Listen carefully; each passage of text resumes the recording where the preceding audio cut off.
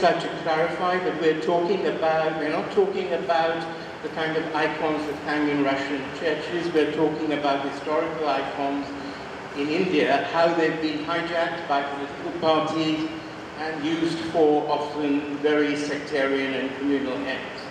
Now, all nations have their founding myths, and India is no exception to this, and it's perfectly natural that we should have national icons. As a Midnight's child myself, I grew up with, romantic stories about Akbar, Rana Pratap, Rani Lakshmibai, and then of course we had the nationalist pantheon and the holy trinity of Nehru, Gandhi and Bose. Sardar Patel, I think unfairly, was a lesser god. And we grew up with that, and it was perfectly natural, and after all, the British had their icons like Elizabeth I and Cromwell and Churchill, the French had Louis XIV and Napoleon. So, but what I would argue has happened increasingly in the last 30 or 40 years is a kind of appropriation of historical, a misappropriation of historical figures, making icons of them, putting them on pedestals, worshipping them, and exploiting them for sectarian and chauvinistic ends. So this is going to be controversial, but I think an extreme example of this was the Ram Janmabhoomi movement from the 1980s, which appropriated a mythological religious deity, turned him into a real historical figure for which there was no evidence, claimed that there was an actual birthplace located fortuitously in a Muslim mosque, and constructed a very chauvinistic and divisive movement around that, which is still going on. We also saw in parallel in Maharashtra the cult of Shivaji, again appropriated by an extreme party like the Shiv Sena. In 2004, some of you may remember a less than reverential biography of Shivaji provoked riots in Pune and vandalism. The book is still banned in India.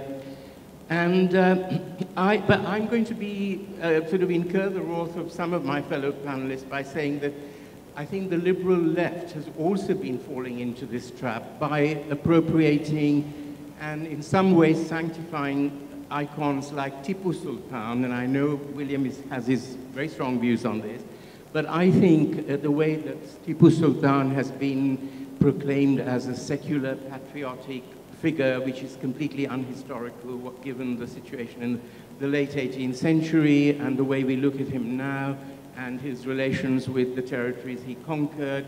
And of course, you know there have been rows about Tipu Jayanti in Karnataka and the state government honoring it and the opposition opposing it. So I'm going to come to William first and say, looking back on the Great Revolt or the Mutiny or whatever we call it, how unhistorical do you think it was that we have glorified people like the Rani of Jhansi and Mangal Pandey, who were actually quite marginal historically to what happened? I think 1857 is a perfect example of how national myths can bulldoze the facts on the ground. And one of the great mysteries of history, when you study anything in detail, is that you find that how selective historical memory is. Take, for example, the Jallianwala Bagh massacre. Every child, both in England and in India, grows up with this as the in a sense, supreme imperial atrocity. Innocent people gathering for a political meeting, mown down by General Dyer. Everything that one reads about it is true, but it was a minuscule atrocity compared to what went on in 1857. With the British Army of Retribution, as it was most sinisterly called, when cities such as Lucknow, Kanpur, and Delhi were retaken, it was regarded as completely legitimate by the avenging forces to massacre every male over the age of 16.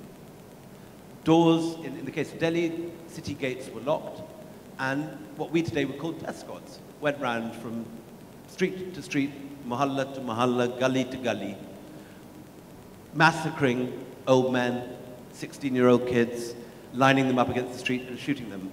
And you get these reports from young British soldiers who've maybe lost a sister earlier in 1857, or mother, or many. I mean, it was one of the reasons that 1857 was so violent was the fact that so many people had been personally affected on both sides, and there was atrocities and counter-atrocities. But I mean, probably hundreds of thousands killed at that time, and much, much greater, but very little of it surviving in the popular memory. There are no films of 1857 with massacres in. Few people are aware of this. But the other extraordinary thing about 1857 in the popular memory as opposed to the historical record is the place of Mangal Pandey.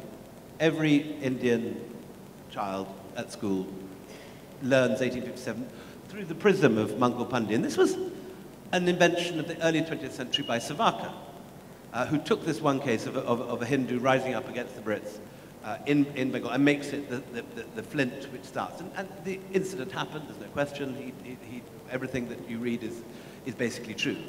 But I spent 5 years going through the records, the most detailed records that survive from 1857, which is in a bundle of papers known as the Mutiny Papers, collected by the British with a view to prosecuting rebels after 1857. And they amount to about 120,000 pieces of paper, separately archived in minute detail by the Brits, and finally in 1911 and printed up. And what you realize when you go through that is first of all, that the Barrackpore Rising, early in 1857, was entirely marginal to what happened in May. In May, the real spark begins. It's in Meerut, when the Enfield rifles are brought into play. And the troops ride straight to Delhi. And they massacre every Christian in Delhi, because it has, from the beginning, a specifically religious character. It's not just Brits and white people, and imperialists, if you like, colonialists who are killed. The native Christian community, converts, all massacred in the first few hours. So it's a much more sectarian affair than history normally records it to be.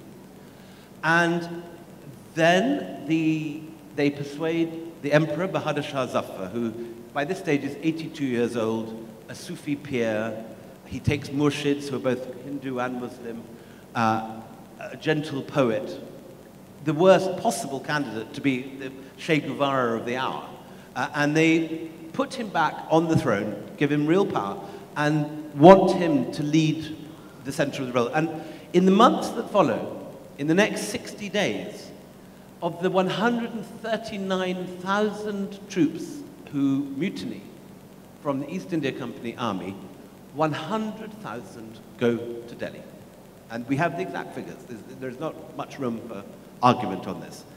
Other centers of revolt, such as Jhansi, Lucknow is where they end up later on, and that's a separate story. But every other center is minor compared to Delhi. The vast majority of the rebel troops converge on Delhi, and most of them are Hindus. 80% of the East India Company army is either Rajput or Brahmin. The only Muslims in the army are the Sawars, the cavalry. And these upper caste Hindus, sepoys, get into the revolt in order to put the Mughal emperor back on the throne. Now, this was obviously something that was completely unpalatable to people like Savarkar, writing in the 1920s, 70 years later. And they marginalized Zafar into this weak old man. And in truth, he was insufficiently proactive. But the reality is that is what 1857 was about. It was about reviving the Mughal Empire. And this is something which is completely absent from textbooks. And so you get a completely falsified vision, seeing it through the prism of Mangal Pandey. Mangal Pandey is not mentioned anywhere in the papers of the Delhi rebels. The only mention is in British sources, where they name generically rebels Pandis, partly named after Mangal Pandey himself, but also partly just on the fact that these were Brahmin troops. That's very interesting, William, and I'm going to now put this to Srinath, who has covered the Nehru period and the 20th century. And how important do you think these historical icons of the kind that William's been referring to are in the 20th century, and are they positive or negative, do you think? Well, I mean, obviously the nationalist movement wanted to create a certain genealogy for itself, and, you know, digging out or creating icons out of people like Mangal Pandey, as William just said, was very much part of that process. But what you see in the period after independence particularly, right, is that given the dominance of the Congress party, there is a certain strand of the nationalist movement which comes to be emphasized, and whose importance then starts transcending that of every other figure who was there. Because the nationalist movement was quite heterogeneous. I mean, it had many currents flowing through it. Even an organization like the Congress Party was a very large tent organization, right? I mean, it had all kinds of figures who were in and out of it, and, you know, who counts as in and out. When you're making those kinds of distinctions, you're automatically sort of leaving certain people out of the picture.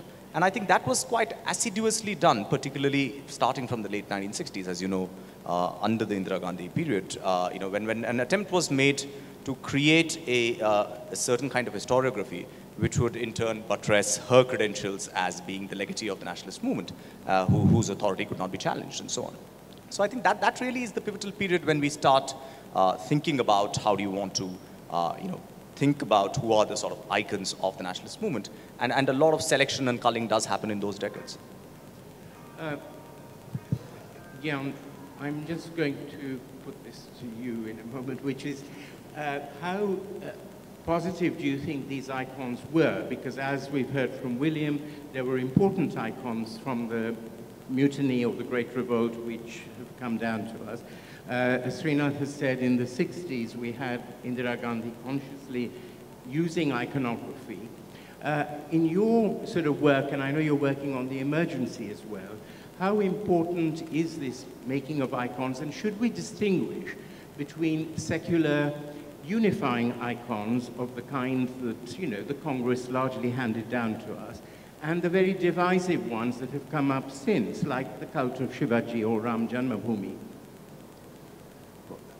I mean, as you know, you noted in your prefatory remarks that the phenomenon of making national icons is a common feature. And I do remember that, you know, just before 2014 elections, apparently the Congress used to say, we have GNP, Gandhi, Nehru, Patel, and that you don't have any GNP. And the way in which I think for a long time, I mean, all these instances of icons we're talking about, these are icons that have been used to invigorate a certain kind of a discourse. Now, as a historian, when you are confronted with this iconicity, what do you do? And here, I mean, my tack as a historian has been to say, I mean, basically take, I would say Walter Benjamin as a guide, that you take an icon, you take an image, let's say Gandhi or Nehru, and the kind of an aura that that figure enjoys, you have to destroy that aura. And the way you destroy that aura is to critique the forces and the context that provide a certain mythic force to that image. It is then that that image, that icon can, you know, reveal itself in some kind of a truthful manner. I say this because I think now we are confronted with a different kind of situation. I remember during 1992, Ram Janmabhoomi movement, I was in Delhi at that time, and, you know, I was talking to one of the BJP activists, and we were talking about, you know, discussion whether there was a temple underneath, and, you know, what is the archaeological evidence and so on. And finally this person said, it's not a question of evidence, it's a question of faith. It doesn't matter. I mean, you know, JNU historians at that time published a volume debunking all the claims about the temple. But it actually, you know, it sort of bypassed the discourse, because as far as the people who were in the Ram Janmabhoomi movement were concerned, it was not a question of determining what was historically true. As I said, it was a question of faith, which means that in the contemporary context. The question was, as they put it, it's a question of righting a Hindu wrong. And it's a question of Hindu-Muslim relationship. So really the debate was about Hindu-Muslim relationship, though it was being fought in this kind of a proxy battle about whether there was a temple or not.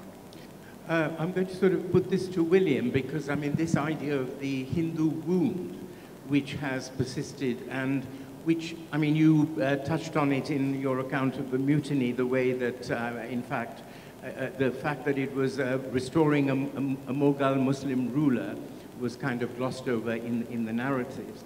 And, I mean, I know you feel that Tipu Sultan, for instance, has had a bad press from the Hindutva brigade. I mean, do you think perhaps people like you have gone too far the other way in sanitizing him?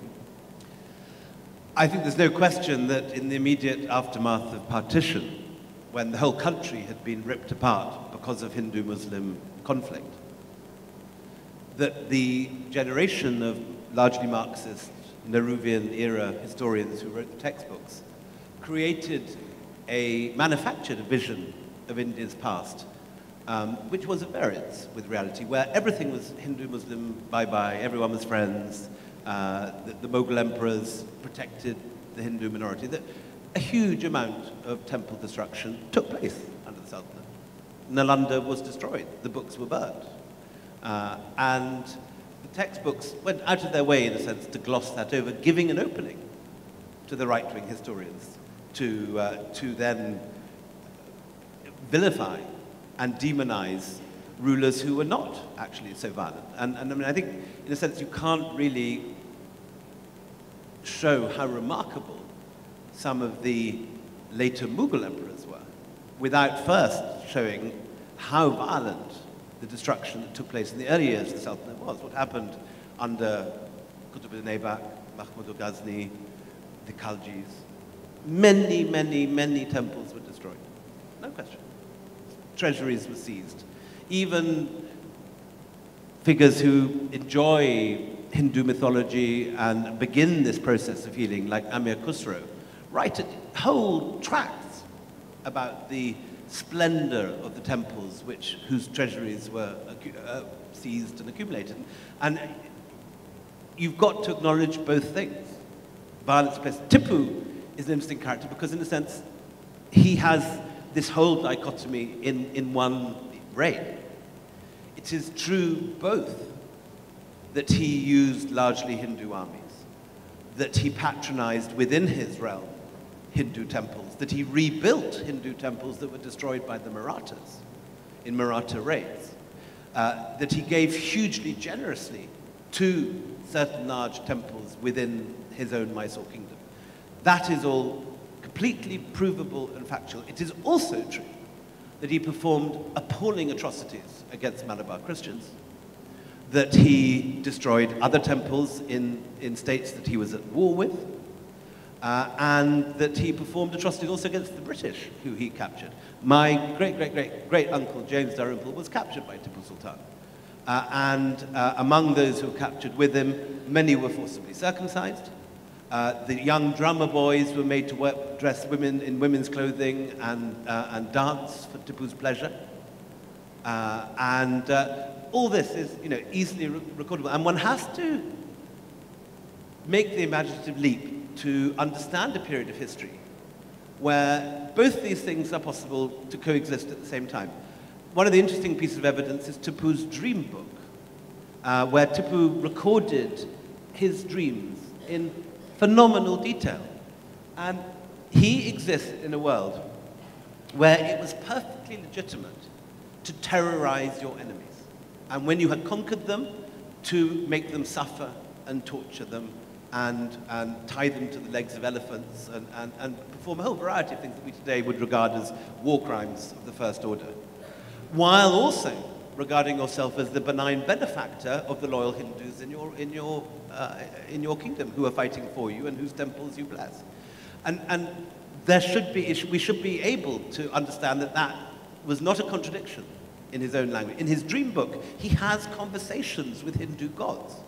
He dreams of the gods that he, sometimes even of the gods in the idols that he has destroyed. And he has conversations with these idols in temples that he records in his dream book. So it's a much more complicated world. And if you compare that to Akbar, the reverse is true. Akbar, who in the Nehruvian textbooks is this ultimate icon of syncretic culture. Yes, it's quite true that everything that one hears about the religious discussions in Fatehpur Sikri, Hindus, Jains, Jews, Buddhists, Sunni, Shia, Vaishnavites, Shaivites meeting together to find the firm ground of reason, as he put it, and to reject the marshy land of tradition.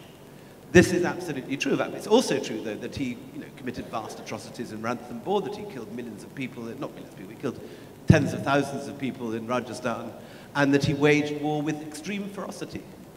And this is the time.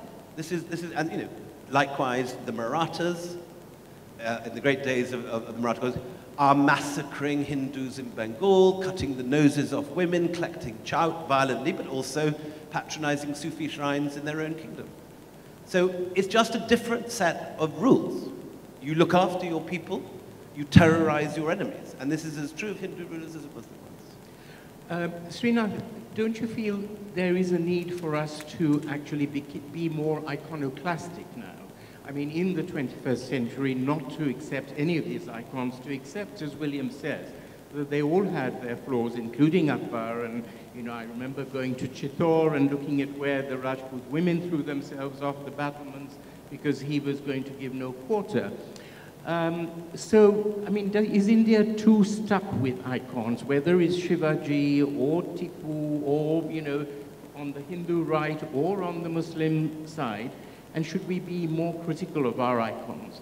Well, I certainly think it is true that, we do tend to look at a lot of history simply as sort of personifications of individuals, right? So very complex processes are distilled into icons which are easily appropriable for this or that cause.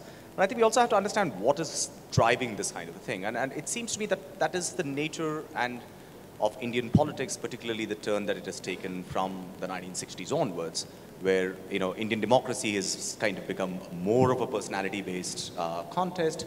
There's a certain plebiscitary element that Indira Gandhi sort of introduced into Indian politics at that time, which in some ways is her longest-lasting legacy, right? In that sense. I mean, for instance, if you think about it this way, Jawaharlal Nehru dies in 1964, and as early as 1967, Indira Gandhi has already commissioned an authorized biography of his to be written, right?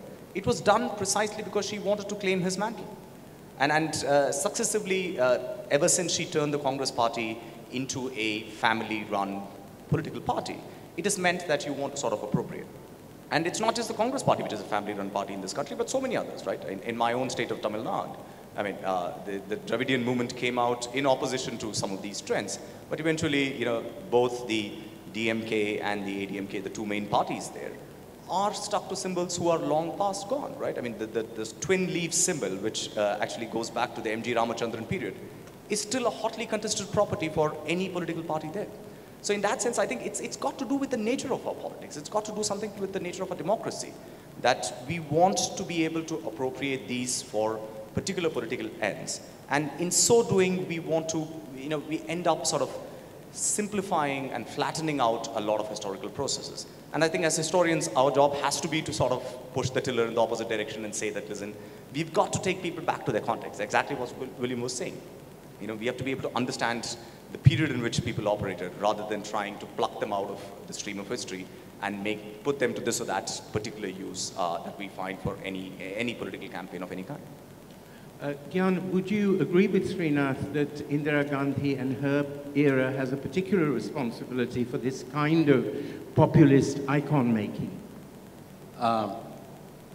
Yes. I mean, the short answer is yes. But I actually just wanted to go back to your previous question to William about how there is, if on the one hand, a kind of a right appropriation of history, and his response was in a way a historian's response, which is to point to various evidence.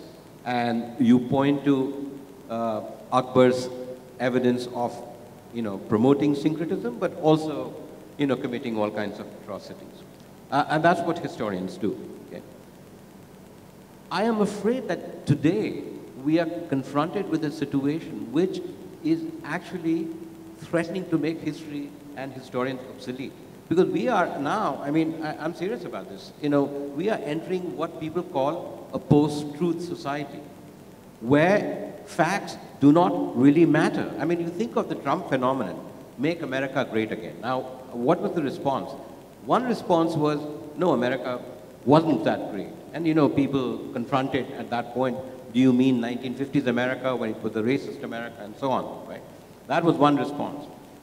But it didn't work because he managed to create a kind of an alternative reality which is based on what you wouldn't call facts, which you wouldn't call evidence. And I see something similar going on now in India with respect to the image of Nehru. Now, it doesn't matter in your judgment of Nehru whether there is evidence about, you know, planning or development, right or wrong, you know, certain kinds of economic changes that took place and so on. It doesn't matter. The discourse is that the real freedom only arrived in 2014. And for 60 years, we were living under some kind of a Nehruvian slavery.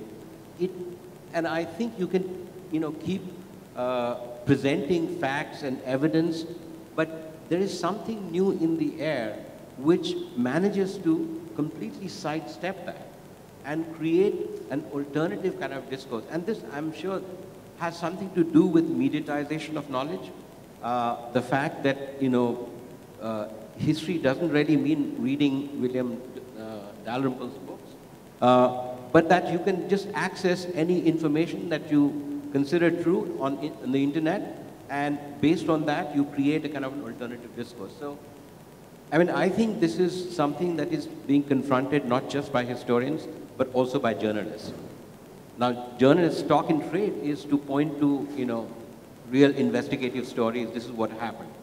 But when you are confronted with a discourse which says, I decree from the television studio that this is what is real, what does a journalist do? You can keep digging up stories, but it doesn't seem to, you know, do anything to that discourse. So in the context of, you know, icon and iconicity in contemporary India, and I'm saying that this is, of course, much more prevalent. I mean, think about Turkey, the way in which now certain kinds of, you know, historical narratives about Turkey are being propagated from the state, which have no factual or evidentiary basis. But it's not, you know, historians are finding it very difficult to, in a way, confront it by, you know, you feel kind of small-minded to say, oh, no, but the evidence is this, you know, evidence is that. You say, what evidence? We know the reality is this. It's like a very strange situation. William, as a historian writing about India, the 18th, 19th centuries, not the 20th, do you feel constrained by having to conform, or do you feel it is your right and duty to challenge some of these myths? Yes, I do. And I welcome the opportunity when there is a political debate where you have a huge simplification of a complex truth, to be able to lay out the evidence that gives complexity and difficulty to a myth. The Tipu is one example. I've just written this book on the Kohinoor, which is out next week.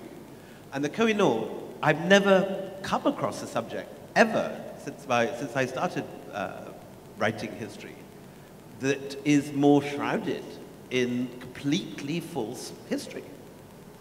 If you look up the Kohinoor in Wikipedia today, you will read an elaborate history that begins with its discovery in centuries BC, its history in the eye of an idol in a temple in the south, its capture by Alauddin Khilji, passed from the Khiljis to the Tughlaqs, to the Lodis, to Babur, through the Mughal emperors to Nadir Shah. Nadir Shah captures it when the courtesan Nurbai, who sleeps with Nadir Shah, tells him that Muhammad Shah has hidden the Kohinoor in his turban. And it goes on and on and on and on. There are extra chapters in some versions that involve, I mean, it's an elaborate and long story. There is not a single firm, 100% clear reference to the Kohinoor in any historical source before 1750.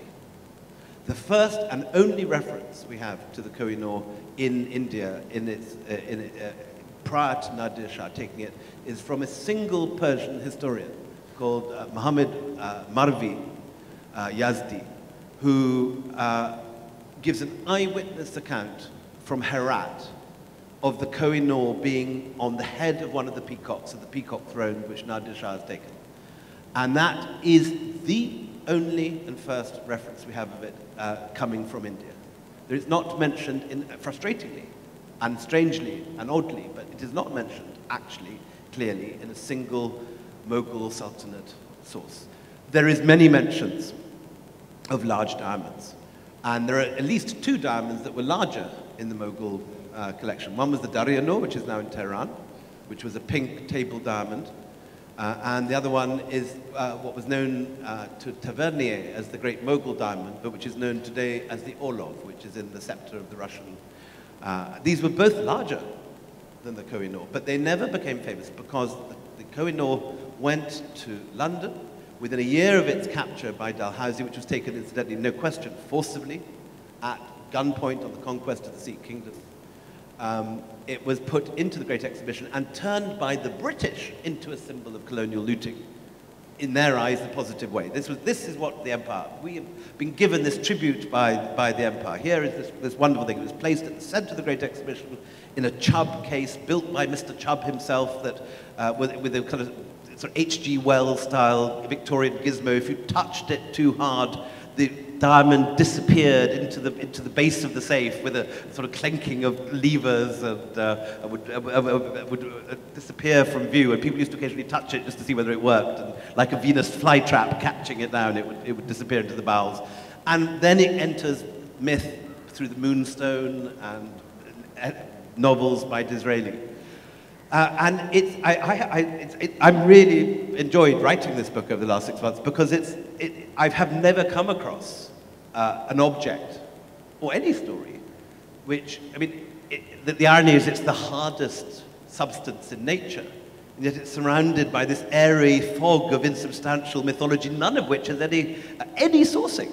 No sourcing at all. It's extraordinary. It's an extraordinary story. Worth mentioning is I think you did in your press conference, I haven't read the book, but if it were to be returned, it would have to be returned to 4 countries. So currently there are lawsuits outstanding from Iran, Pakistan, India, Afghanistan, and the Taliban. But at least I think we have to say that at least you can see it in the crown jewels in the Tower of London. If it was in India, it would be buried in a vault with the Nizam's jewels, which were never been seen again. The Jacob diamond and all those. Yeah. I'm going to open it up to the floor in a moment, but a final word from you, Srinath, before I ask for questions. Yeah, just to build on the point that Professor Gyan Prakash was making, which I think, the prevalence of this kind of, at some level, democratization of knowledge, which also comes with all this kind of trappings, is, I think, a problem that confronts not just the political right, but also the left in India. I mean, like, for instance, earlier this year, I was really struck by this debate which kicked off in sort of news portals online and so on, and then Twitter and other places, about, sort of trying to compare Savarkar and pit him against Bhagat Singh, right? And then somebody pulled out the clemency petition written by Savarkar when he was in the Andaman cellular jail and compared it with the fact that, Bhagat Singh actually never wrote something, he was never that abject. So somehow insinuating that a character like Savarkar wasn't enough of a true nationalist, right? I think that urge to sort of appropriate icons is not just on the political right, and I think it's very much got to do with the new sort of context in which many of these debates are happening, and I think it's a problem which is much more widespread than just the rise of this or that political party. I've been told we have 15 minutes for questions, is that right? Okay, I assume it's right because it's 5. So please come forward with your questions, and if you want to direct them to a particular member of the panel, do say so. Can I see? Yes, there's a hand up at the back. Jerry at the back.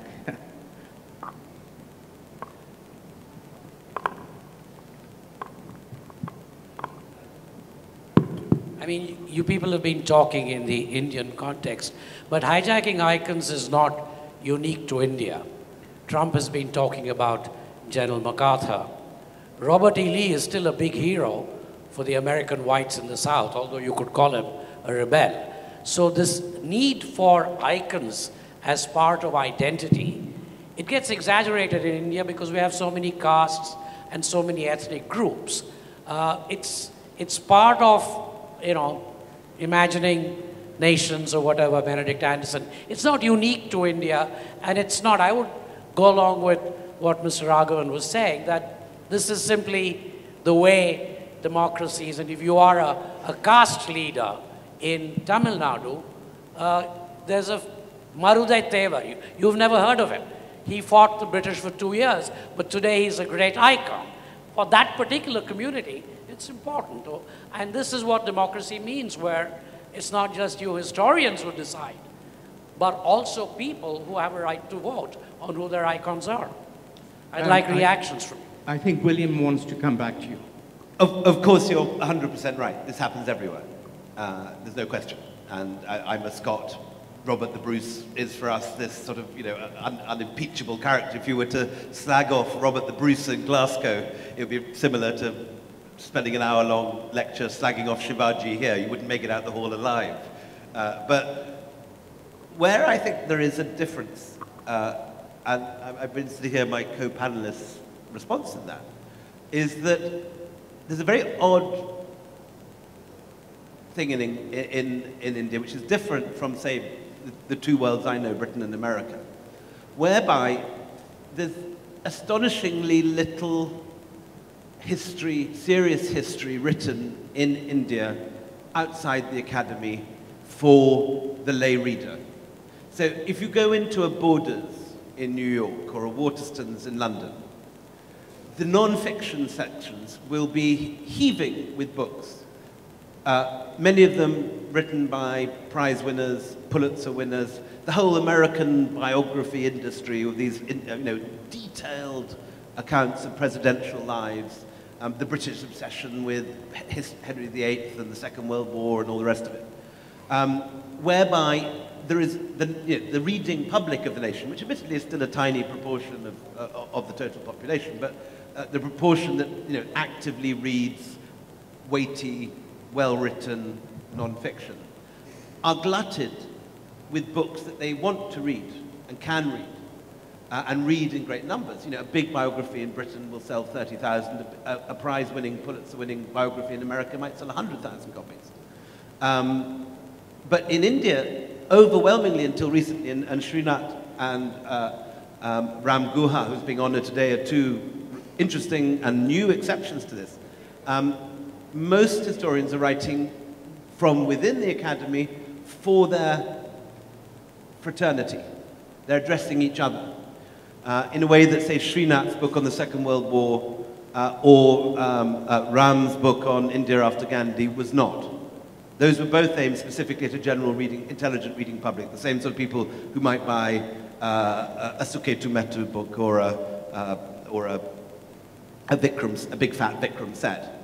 But I think there is a distinction there, and until recently there hasn't been the sort of, I hesitate to use the word popular history, but literate history, history written by writers to be read, and that absence has left a gap which has been filled with mythology and very simplistic iconography, whereby you have a series of angels on one side and a series of devils on the other, which is a point made at great length and more articulate than I could possibly do by Sunil Kilnani in his book Incarnations.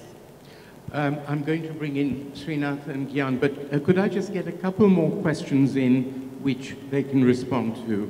I think there was a lady at the back there with her hand up. Yep.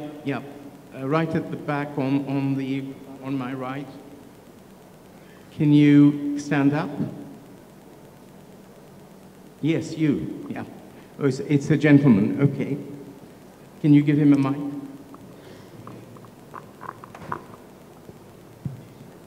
Hi, my name is Abhishek Dwivedi. I just wanted to ask whether the perception of any historical person or event depends on who is telling the story.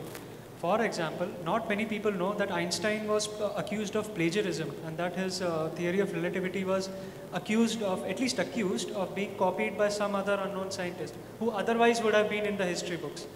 Now, that issue apart, in case of many other historical personalities such as Shivaji and even Savarkar or anyone else, or Tipu Sultan for example, does the narrative depend on who is telling the story, whether it's a liberal person or whether it's a nationalistic right-wing person or whoever? So okay, and there's a lady in the row in front of you. I think we got your question, who's telling the story, and the lady in the row in front of you. Can you put your hand up? No? Did you not pass on the mic? There was a lady in front of you, no? Okay, I thought I saw a hand up. Well, oh yes, there's a lady here on the left. Yep, one more question and then I'll bring in Srinath and Gyan. Hi, I was just curious that if you're saying that facts matter less today and we know so little about our icons, how do you solve this problem? I mean, on one hand, if facts don't matter to people, as historians, I mean, do you have any solutions in mind? I'm a journalist and it's something that worries me because I'm out of a job if facts stop mattering, and I'm sure that's something that you worry about as well. So how do you solve this? Srinath, would you like to start and I'll bring in Gyan? So one point which struck me both in response to those questions as well as what William was saying is that, you know, for a country which is so obsessed with icons, we have such few good biographies, right? I mean, and that I think is part of the problem here is just as William was saying that, you know, I think historians, biographers and others haven't made an effort really to sort of cater to a wider reading public. And that is, I think, a failing of the academy. And some people have spectacularly bridged the gap. I mean, Professor Gyan Prakash here, you know, his contributions in the academy as well as with his work on Mumbai has just been fantastic. But there aren't that many of us who have managed to make the transition. And I think that is certainly part of the problem. Because, you know, at the end of the day, if you are talking about, you know, facts being pulled out of, you know, the web or factoids being taken, turned out of context and so on, the only real way to sort of push back is to produce work which attempts to put people in the right context, which is seriously researched, which can then sort of, you know, be a yardstick against which you can measure this kind of public discourse. But I think, you know, that we've not managed to do very much is definitely part of the problem. The second thing is that, you know, the question about does it matter who writes history? Obviously it matters. And E.H. Carr used to say that, you know, you need to know your historian before you know your history. I think that's frankly par for the course. But the more interesting question, and in the Indian context, especially currently, it seems to me, is not just about who is writing, but when is history being written? Because at the end of the day, you know, every historian revisits the past with some, you know, concerns of the present in mind, right? I mean, if I was going back to write a history of the Indian contribution in the Second World War, it's partly because I'm interested in understanding what India's place in Asia today is. So, you know, going back to the Second World War gives me a useful starting point to think about some problems, right? So that, in some ways, is the other thing that you have to take into account, is that the rise and fall of icons and their reputations is very much a fact also of when people are writing. I mean, you only need to sort of think about the reputation of someone like Jawaharlal Nehru, or conversely of B.R. Ambedkar, you know, who I was just driving through South Bombay today. I mean, practically every political party has put out banners with Ambedkar's photo on it as his anniversary is approaching, right? So that kind of, you know, appropriation is bound to happen. But even for serious historians, I think it is a fact that your contemporary concerns do reflect on both the choice of the subject and your treatment of it. And as consumers of that product, you should be very much aware of that as well. Gyan, as an academic based in America at Princeton, I mean, you referred to Trump. I mean, do you think the American reading public is any more skeptical or discerning than the Indian reading public? I mean, clearly there is a lot more historical biography around and it's more critical, but does it actually reach Middle America? I mean, this is going back to William's point. I mean, it's true that there is a large non-academic literary history produced in the United States and in Britain. But I don't think that exempts the production of, non-fact-based history. I mean, which has, a lot to do with politics. It has a lot to do with various kinds of conflicts that are going on. But, in the just last 1 year, during this kind of election campaign in the United States, I mean, all sorts of conspiracy theories have, acquired the status of truth, and not just among, some small segments, but widely disseminated. Now, the lesson that I, draw from it, and this is also referring to the question you posed about, as a journalist, what do you do? Is that, I mean, so far, we've treated the question of history as a matter of experts, whether in the academy or outside the academy, but who have the expertise. I mean, I think the question of knowledge and a properly vetted knowledge is now should be treated as a question of a wider democratic issue. It's not just a question of some experts will tell us what is the right authenticated knowledge, but that this has to be taken up as an issue for democracy itself, because what we are confronted with is a form of knowledge which is so closely tied to a certain mode of authoritarian rule that, you can't just confront it by saying, okay, we'll check with our historian and see if it's correct or not. So it's a question of bringing history out of the academies, making it available in ways that someone like William does, and actually encouraging the public to go out and check facts for themselves, which is much easier to do with the internet, although you have to discriminate between the told stories and the true ones. Can I have any more questions? Yes, there are two. I'm going to take, there's a woman in the middle there. Keep your hand up and the mic will come to you. Yeah. Yeah.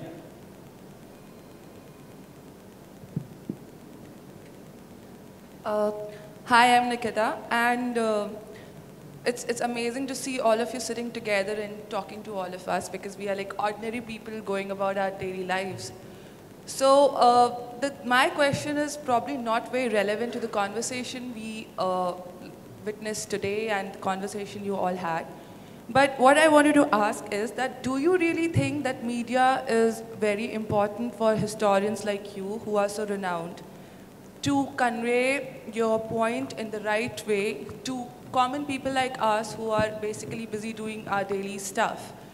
Because as far as my memory goes back, whatever I remember about our history and our country, it's only because of all the series like Maharana Pratap and stuff that we watched.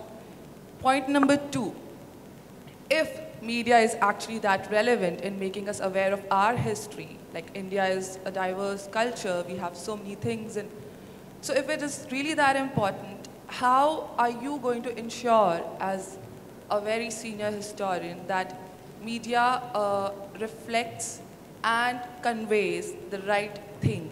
Because I think it's really like, she's a journalist. Definitely a historian's job is very different from a journalist's job, or maybe they are kind of similar. But how would you ensure that whatever we do watch and absorb is going to be like responsible? Right. I think we got your point, and there's a hand up in the row in front there. Yeah, one more, and then I'll bring it, well, two more. Yeah.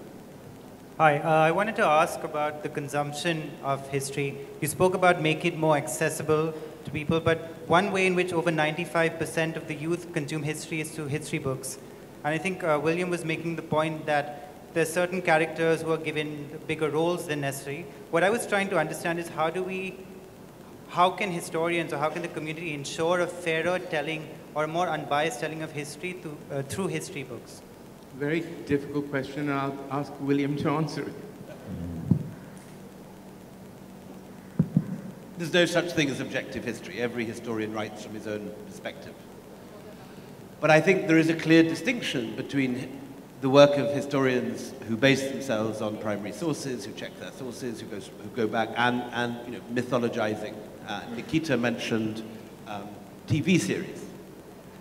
TV series and movies, you know, can be accurate and can create positive and accurate visions of history, but more often than not, they are fictionalized, heavily fictionalized. And I mean, for me, one of the most striking, I came to India immediately after watching Richard Attenborough's Gandhi. And it has, you know, a very simplistic and biased view of Jinnah. I had no idea from watching that. Jinnah is this sort of crazy character played by Christopher Lee, who said, I will kill India, I will destroy it, I will break it.